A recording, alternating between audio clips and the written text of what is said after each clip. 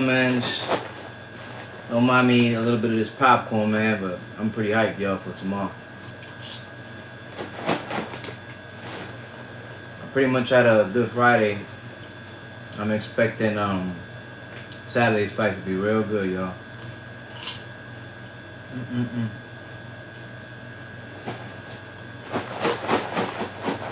So, look, you know, I decided to go on even though it was late because I got done with doing everything I had to do late as well. But look, y'all, I couldn't let this opportunity pass and not speak on this fight, not give predictions on tomorrow night's events, etc. So therefore, even though it's late, I'm hoping y'all rock with me. I'm not going to take too much of y'all time up. But wherever you at in the world, I know here in America, I know a lot of my people in California, you know, y'all up. It's early for y'all, so rock with me, you know, hear what I got to say on this. And my people out in the UK too, you know, I know it's early for y'all too. So let's get it, man. Let's get into it. Let's see how many more people join in and we'll get right to it, man. It's going to be some good fights tomorrow.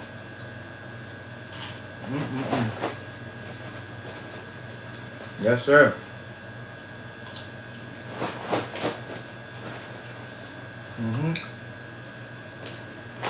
All right, now, so let me just get me a napkin. So look,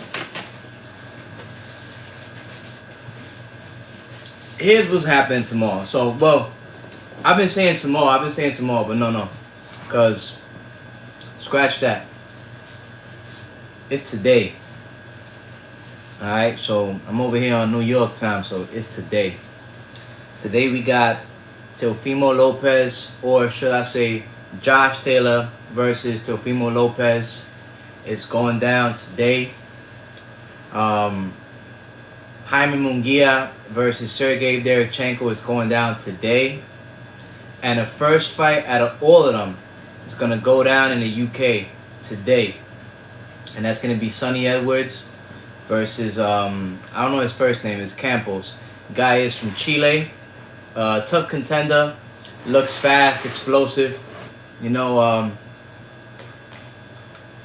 real interesting fight, y'all. So, all right. Let's not. I would like to save the best for last, but we're gonna talk about the most important fight here, and that's the Josh Taylor versus Teofimo Lopez. So, if y'all notice, right, there's been a lack of like promotion going on with this fight.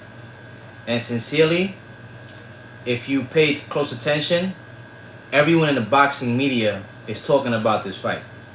See, a fight is not big when you see it on every billboard, every sign, every poster, bars, businesses, etc. You know, that's not what makes a fight big. What makes a fight big is when the boxing media is on top of it.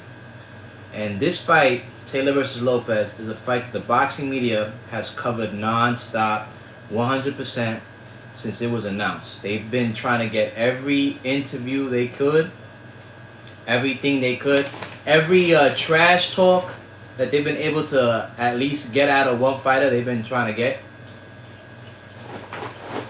And guys, this is the fight. This is the fight, y'all. So, it's make or break for Teofimo at this point. Unfortunately, I gotta say that. I've always supported Teofimo Lopez. Hell of a fighter. Josh Taylor, man, let me tell y'all something, man. Josh Taylor at 140 has had the best run out of anyone at 140. I mean, better run than Terrence Crawford. Better run than Terrence Crawford, straight up, off the rip. He also became undisputed. His resume just speaks volumes. The amount of fights, under 20 fights in this man's resume was already looking crazy. He's kind of always had like promotional issues down the line. I mean, if I'm not mistaken, I think he started out with like Cyclone. And I think I forgot the guy that runs that, but he had issues with him. Went over with MTK, MTK had issues. He signed over with Top Rank. He didn't have beef with Top Rank, but I think something happened with his trainer, Ben Davidson. So they split apart. Now he's got a new trainer. So as far as Teofimo Lopez goes, he's still with his trainer, which is his pops. His pops, is look, it's like Teofimo said. He beat Lomachenko with his pops, but there was also another addition to that. They're no longer with that man. Is it gonna affect Teofimo? I don't know. We'll have to find out. So, what do I personally think about the fight? In the build-up to this, when we discuss, because this is what everybody wants to discuss and talk about. In the build-up to this fight, we've been realizing that Teofimo Lopez has had a lot to say, and it's not necessarily towards Josh Taylor, but about his spiritual journey. So he's making this like very religious for him, and like a calling, a battle between good and evil within him. I didn't say that. That's just what's coming out of his mouth. If you listen closely, the man is using some words that honestly I don't like to see fighters use. You know what I'm saying? Because fighters do enough for us, the fans. You risk your lives every time you step into that ring. Every time you hit each other, you leave a piece of yourself in that ring. So the language that Teofimo Lopez, me being a fan and supporter of him, I don't like the language he's using, y'all. And his father has made it ever more clear. They're talking about sacrificing their life for the benefit of the sport. If Teofimo is going to lose, he's going to die losing. If he's going to win, he's going to die trying. Where am I going with all this? Here in New York City, if y'all haven't noticed, but the fight's going to take place here in Madison Square Garden, which is the heart of New York City, Times Square. And I'm not using this as an excuse and none of that, but it's an external factor that could impact Teofimo Lopez, possibly. Who knows, right? But there's been an air quality issue, and Teofimo Lopez, we know that he's had problems with asthma. As we all know, he almost died in the George Campos fight because of something that happened with his lungs. And he's using this language, die trying, I'm going to kill Josh Taylor because that's what we do as warriors. When you speak like that, you tend to invoke stuff on you like that. You feel me? Believe it or not, if he does end up knocking out Josh Taylor, sheesh. Man, he's going to immortalize himself. Like they said, man, he's going to automatically be in the Hall of Fame. He's going to have a ticket right into the Hall of Fame, off the rip. So, about the air quality issue and all that, it's just an external factor. It's not something that's going to directly impact Teofimo. I don't believe so, but, the language he's using and the times that we're living in and what's going on in the city, the man is asthmatic. Like I said, man, anything can happen. I don't like the language he's using, man. That's it, because I don't like fighters invoking that type of energy on themselves. You know what I'm saying? Because, like I said, we as boxing fans, and I'm talking about we, because it happens to all of us, we follow that fighter, we stick with that fighter up until he loses. Once he loses, it's over. We forget who he was, who he is. We don't even keep track of him no more. Usually myself, once a fighter loses 3 times, it's like I lost the guy. I don't even know where to find him. And occasionally I'll bump into that fighter when he's like on like a top rank undercard and stuff, and I'm like, oh shoot, like I remember this guy, you know, like hey, you know, it's good to see him again. So, you know, I hope that Teofimo is focused. They already gave up the game plan a little bit. You know, he's gonna try to box. I like the fact that they're doing that. If they are indeed gonna follow that game plan, because that is what Teofimo did to Loma. He boxed Loma. He beat him with boxing 101. You know, ring IQ, skills. Loma was known as this surgical lateral technician. You know, the angles he used, that he imposed on you, was just backing you up into corners where he could show off and look great. You know, his footwork, all that. Teofimo Lopez isolated him. You know, there's a lot of excuses going around, but you know, it is what it is, man. Teofimo Lopez beat that man. So I mean, if they're gonna use that against Josh Taylor, excellent. I'm all for it. I saw an interview with Devin Haney's dad, Bill Haney, said something interesting, that he hopes that Teofimo Lopez is actually boxing Josh Taylor, because it'll because if he was to choose to fight a war with Josh Taylor, it would bring out the dog in Josh Taylor. And Josh Taylor could definitely take you to places that you've never been. You know, he's a warrior. He's a warrior. We saw him in there with Pro Grace, controversial win, whatever it was, but you know, his hand was raised at the end of the day. Whatever, it is what it is. The kid's a dog, man. You know, he's the older fighter in this fight, but his resume just speaks volumes. I mean, literally on paper, this would be the best opponent that Teofimo has ever faced. I mean, would there be any excuses if Teofimo loses to Josh Taylor? Like I said, I gave one, the air quality. But then again, not really. You know, I mean, it's like an excuse would be like what? Like, it's a bad time to support Bud Light. You know what I'm saying? They're sponsored by Bud Light. I mean, that's an excuse you could use, right? But nah, man, I really do think that, I don't think there's going to be any excuses, man. But if there is going to be one, it's probably going to be that air quality shit, you know. But this is the fight, y'all. This is the fight. This is, if you also notice, in the press conference, we didn't really get what we wanted, because they were possibly, like, hoping for Teofimo to chill with his kill attitude, his kill mode attitude. And if you notice, y'all, we didn't get what we wanted, because Teofimo started with the whole, what was it? I forgot. You gotta kill to live, something like that. And it's like right away, ESPN was like, yo, cut this short. It's over. Yeah. So, you know, he's using some very strong language, y'all. It is what it is. So, can't wait for that one. As far as the Jaime Munguia and Sergey Dereyvchenko,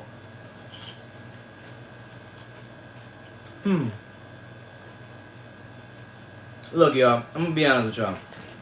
Sergey Dereyvchenko was a very compact, small middleweight. Tiny. As tiny as they come for that weight, specifically. He's fighting Jaime Munguia at 168. I'm concerned for Sergey Dereyvchenko's health. Munguia is not just... See, he's not a one-hitter quitter. Munguia is not that. I know they were building him up like that, but no. Jaime Munguia is a concussive Mexican puncher. Every shot he lands on you slowly depletes you. He hurts you. The man hurts you with each and every single punch. And when your body just can't handle anymore, you will collapse. That's concerning, especially for Sergey Dereyvchenko. And especially because Munguia at this point is trying to look better than Carlos Adames. Why he's not doing it at 160 like Adames did, I don't know. It could be because of the inactivity, whatever. At this point, Jaime Munguia is promoted, marketed, and the man actually believes he's a superstar. He's not a superstar, but he is a celebrity type figure in the boxing world, especially in Tijuana, his hometown. So, you know, he does whatever he wants. You know what I'm saying? He has that power, that backing.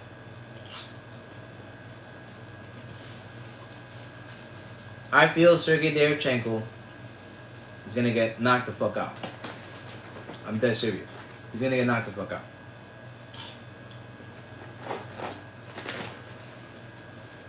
Now, there's one fight that's gonna be on before all of them. I think it's gonna start like at around 12 in the afternoon today, or 1 in the afternoon today.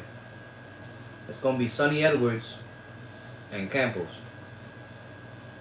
Sonny Edwards has broke away from Frank Warren, Queensberry, whatever, fighting on BT Sport in the UK. He signed with Matchroom.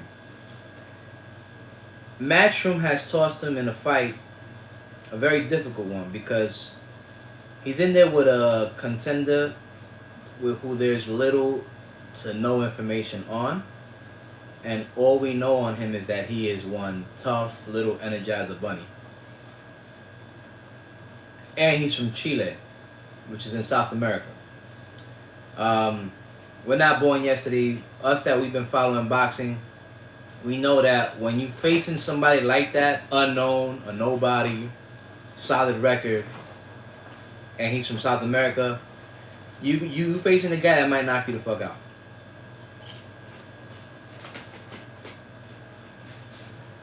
Can he apply that pressure?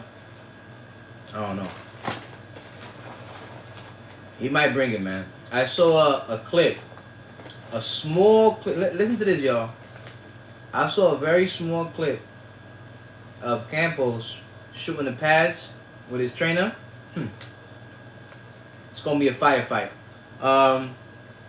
Truthfully, I feel that if it goes to decision, it'll be Edwards all day, of course.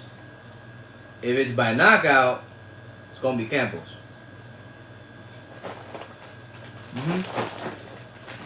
It's gonna be Campos.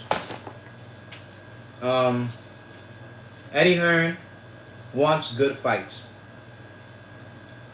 Will he allow Campos to get robbed? We will have to see. You know, in case it goes the distance, we will have to see, yo. It's all or nothing for Campos. It's gonna be a good fight. I didn't give y'all a prediction for the Taylor Teofimo. I don't have none. It's a fight that I'm gonna actually enjoy. I'm gonna sit there, watch it, and enjoy it. This is for the boxing fans. This is not no bullshit circus like Ryan Garcia, Gervonta Davis, the face of boxing because of pay-per-view marketing. No. This fight is for free. Taylor Lopez is for free. It's for the boxing fans, the boxing public, true fans of the sport. It's gonna be over here at the Hulu Theater in Madison Square Garden. That's the little room. It's small. It's not gonna be that many spectators in there. Teofimo Lopez has been visibly upset about that. You know, Taylor too. Not for nothing. Josh Taylor too. He's asked also why it wasn't in the big actual Madison Square Garden. You know, because it's gonna be a historic fight. But it is what it is. That's what they secured. You know, Bob Arum makes the rules, so it is what it is. Jaime Munguia, I think, is going to be at the Toyota Center. If I'm not mistaken, I think that's California. Or whatever the hell it is. I'm gonna check for y'all right now.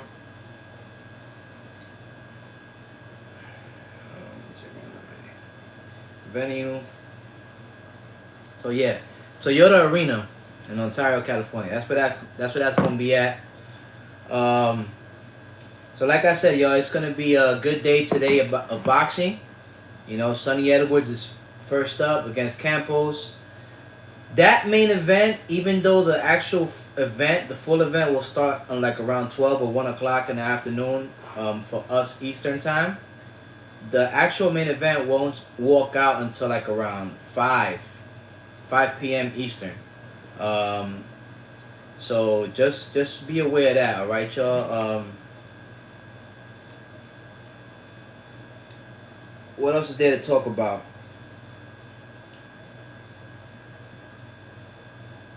I mean, what else y'all want to talk about? Well, you know what? Now we're gonna get into a little bit of boxing news, just because I don't want to bore y'all. But those are my predictions for those 3 fights, y'all.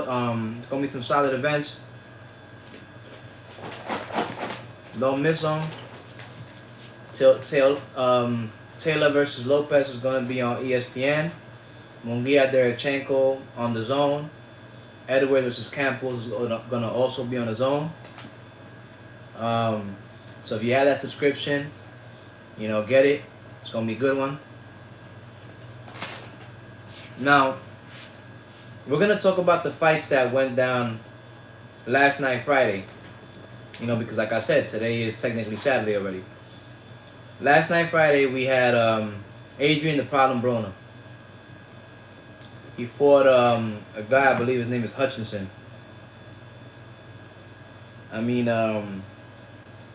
from what I'm hearing, it was a piss poor fight. They're showing it all over the place. I'm sorry if I'm not sharing that fight. I would have posted it, believe me, I would have posted it, but for the simple fact that it's on the Fight app, and the Fight app is run by Triller, I'm not taking any chances, because they'll take me down. So sorry I couldn't post it, y'all. Look, I heard it was a piss poor fight. I'm watching clips. Broner's a joke. Right now, at this point, he's doing it to himself. He signed with Don King. I really don't know what that's about. Who the hell signs with Don King? After everything, who?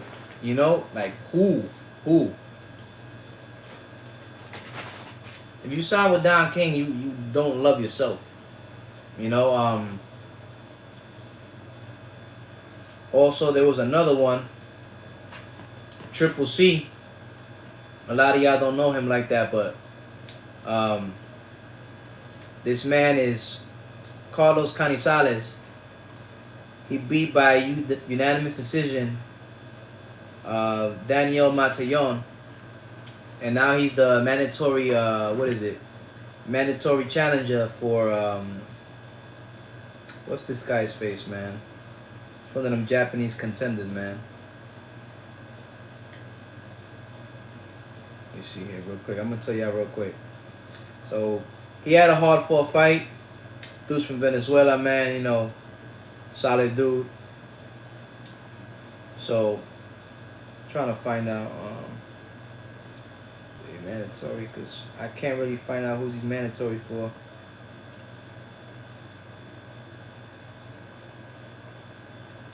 But yeah, y'all. So let's discuss a little bit of the undercards, right? For today's fights, for Saturday's fights.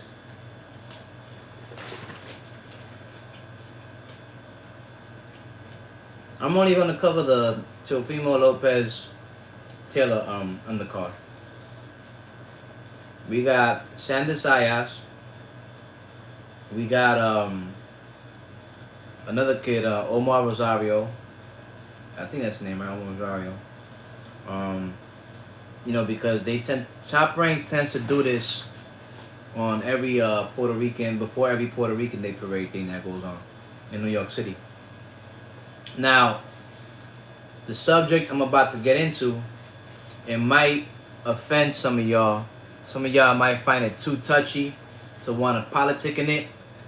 But this is a very touchy subject, and the reason why I brought up right now, the Puerto Rican guys for this card is,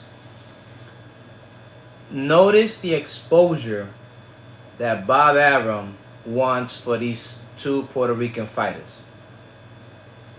He has high hopes for them because he signed them. How does he market them?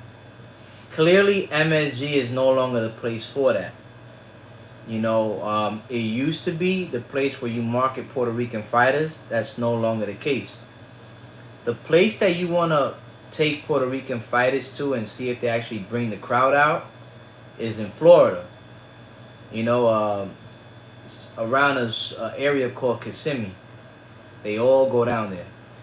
That's where they at. MSG is no longer the place for it. Katie Taylor, Amanda Serrano proved that. Everyone in there was Irish and British. Literally, everyone in there. So if you notice it, right, Bob Arum is putting them on that card for them to get the exposure.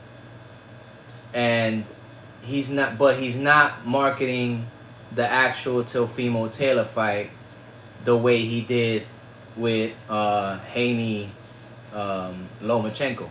You see what I'm saying? So that leads into the conversation about, is there a certain preference, whether it's I'm not gonna, you know what I'm gonna say? I'm gonna say this, because this is what I'm gonna give you my thoughts on it, what I noticed. I feel that there is a preference in America for American born fighters.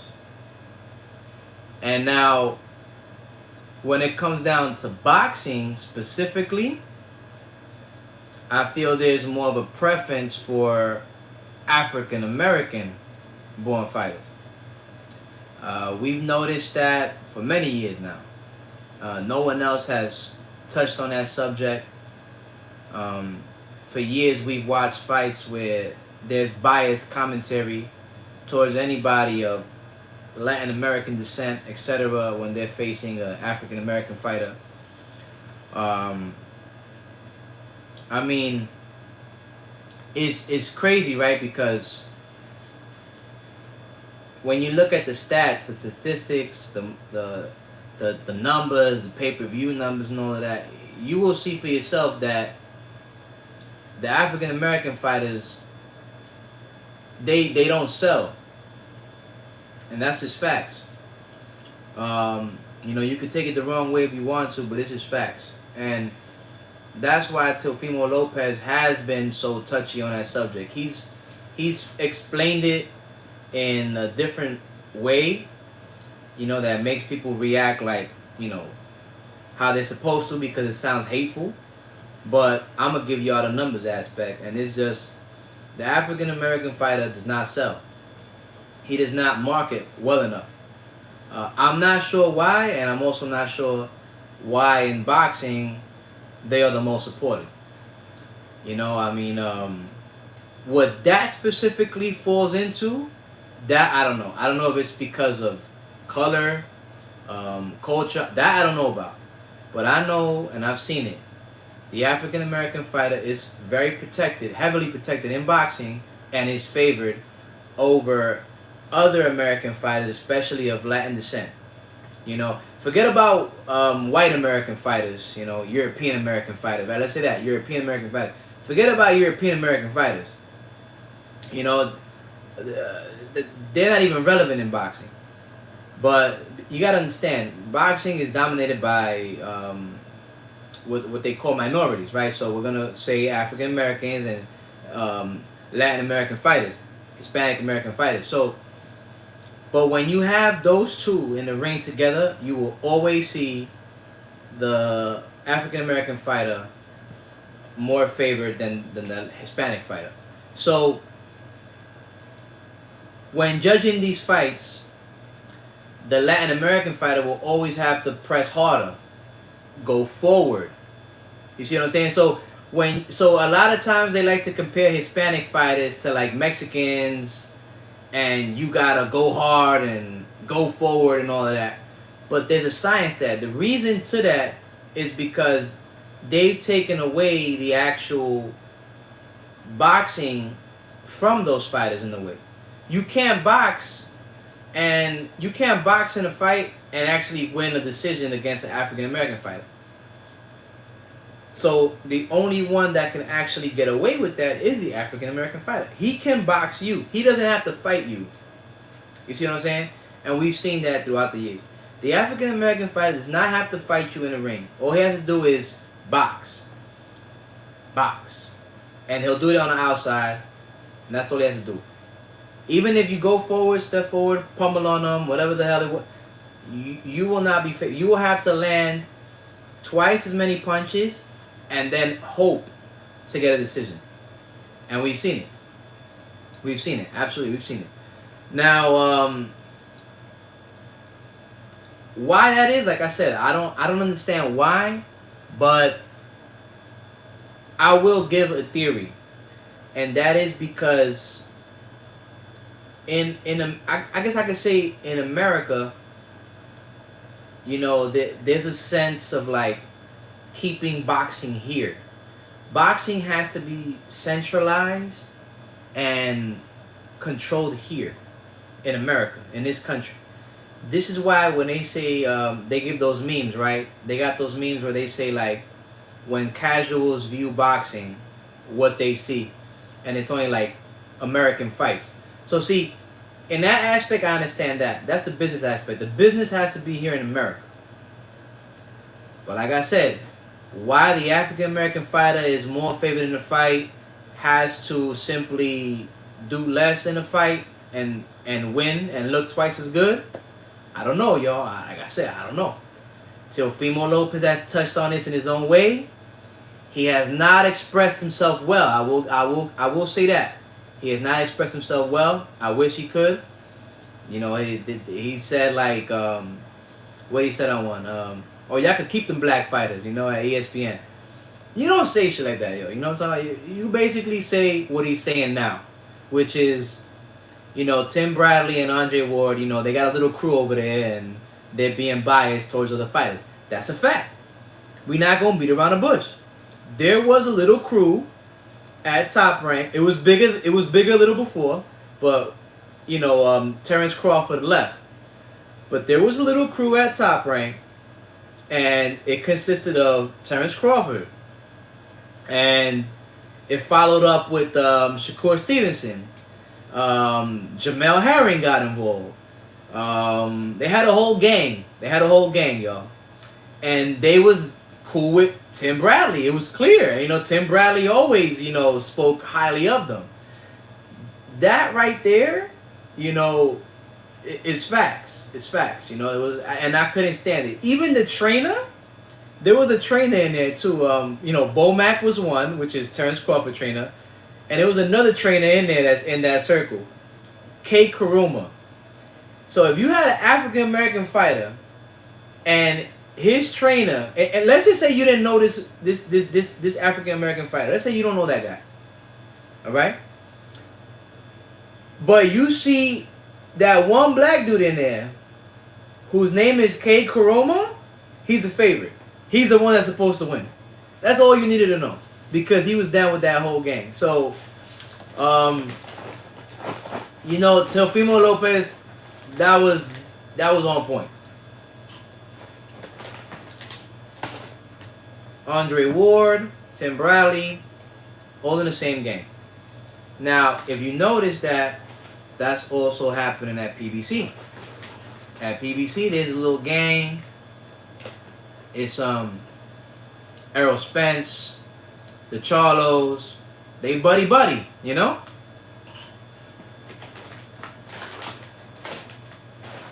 And they dragged one more little fight over, you know, whatever. So what happens is that these dudes, they won't fight each other. They won't. And they'll just talk shit about every other fighter. And whoever they down with that's on a broadcasting team, they'll just be super biased.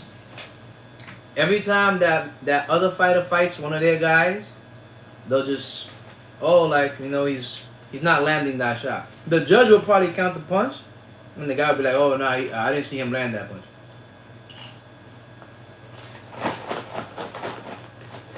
But the Hispanic fighter, in this case, Teofimo Lopez, he got to fight through, you know, through hell. Lomachenko, Josh Taylor. Holy shit, bro. He touched on another subject.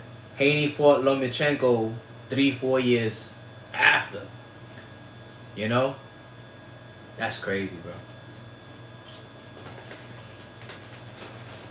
That's crazy, y'all. So that specific sign of this, like, if you want to take it bad, like, don't take it wrong. But we as Hispanics looking in from the outside, we can see the bullshit. We can see the bullshit. It is what it is. But you know what? That's been happening for so long that it's created a culture around Hispanic boxers.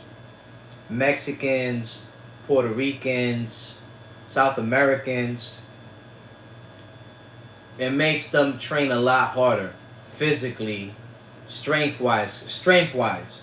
Because they got to go in the fight to knock the dude out. Because otherwise, they will not get a decision, especially if it's against a African-American fighter. And the same goes if you're a Hispanic fighter. Even if you were born here. It is what it is. It's been happening for so long, y'all. And check this out. I'm going to give y'all another example. Floyd Money Mayweather. The most successful pay-per-view, American pay-per-view fighter ever. Hands down, I'm going to give him that. Straight up. He got his paper doing that. That's correct. It's accurate. Who did Floyd Mayweather have to get in the ring with almost all of his pay-per-views? Literally, all of his pay-per-views in order for him to generate that income. That amount of buys.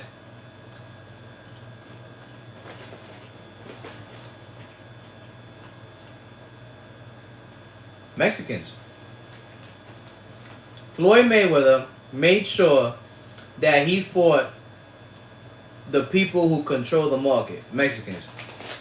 And that's facts. When it's a Mexican in the ring, people are going to purchase that pay-per-view. They going to pay. They work hard as fuck. They got money. And they're like, yo, who fighting today? Oh, David Benavidez. Oh, yo, this, that. Canelo. Oh, yeah, we paying. Ryan Garcia. Oh, look at Gervonta Davis. 250,000 buys every single time. He was a 250K pay-per-view guy. And he never got over it. Ryan Garcia never fought on pay-per-view. Never fought on pay-per-view. Barely anybody knew him, believe it or not. I'm serious. When the casual fans found out that he was taking on Davis, oh fuck, wait, he's Mexican? Oh yeah. They all bought it. 1.2 million pay-per-view buys. Mexican.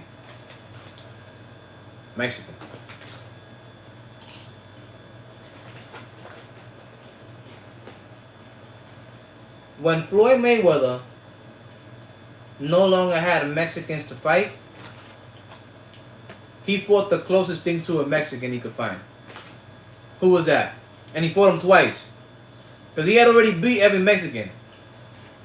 Who he fought on the pay-per-view?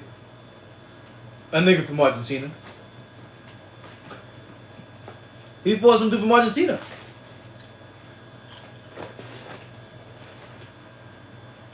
Floyd Mayweather beat every Mexican and then found himself the closest thing to a Mexican.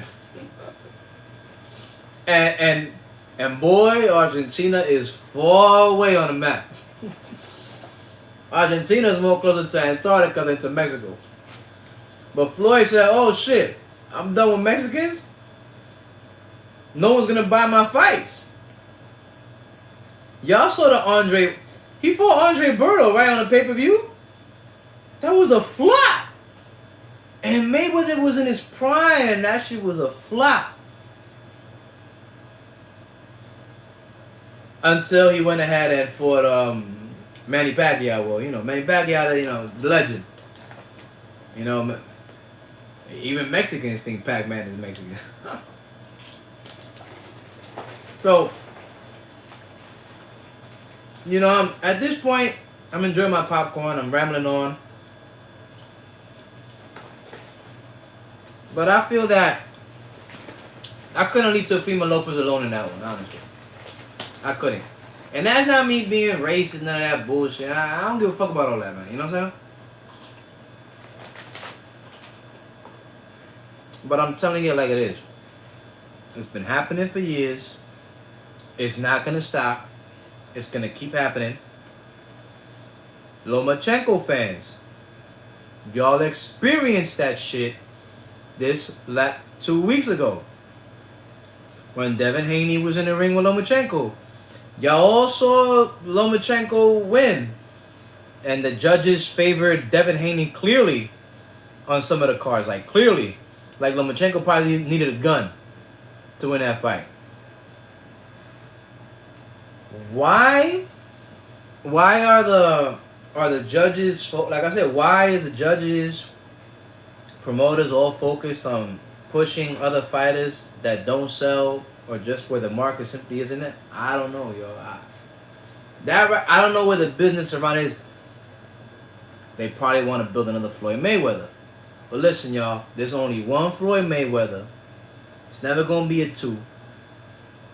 Pay-per-view is, I gotta say it, y'all, pay-per-view is, it's kind of like hot cold. I think it's dead, yo. I think it's really dead. You know, it's not going to pick up how it used to be. You know what I mean? Maybe Ryan Garcia, who knows? Maybe Teofimo Lopez if he beats Josh Taylor. Maybe that right there will probably be a face of boxing, quote unquote. You know? So like I said, y'all, you know, tune in for the fights today, y'all. It's gonna be a hell of a Saturday of boxing.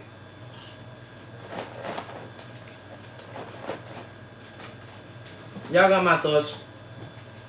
You know, sorry about last time I did a live. It was in the same room. I wasn't feeling the conversation. Like, I was just like, yo, you know, like, I'm tired, bro. But this time, I owed it to y'all, you know, because I've seen y'all tuning in and it's late as hell. You know, sorry for the popcorn. But as a boxing fan, there's certain fights, man, that sometimes it's like, yo, I can't sleep. I need to see this fight now. And this is one for me. Teofimo versus Josh Taylor. This is one for me, y'all. Like I said, I don't like the language Teofimo is using. Teofimo, don't use that language, my brother. It's not nice, bro. We love you out here, man. As a fighter, as a boxer, we respect you, bro. Don't use that language, bro. Don't bring that upon Josh Taylor, my brother. That's fucked up as well. Josh Taylor is one of the most underappreciated boxers in this era. Most underappreciated boxers of this era. Don't bring that upon him either, bro. You know, y'all gotta thrive somehow together, man. You know, I know y'all gonna go in there and kill each other, but, you know, quote unquote kill each other is the saying, meaning y'all gonna beat each other. Not that y'all actually gonna kill each other, you feel me? But Teofimo, I don't like that language, my brother. You know, but I respect it. I'm glad he's definitely on that religious, you know, journey himself. Talking with God, you know, that's cool. That's cool.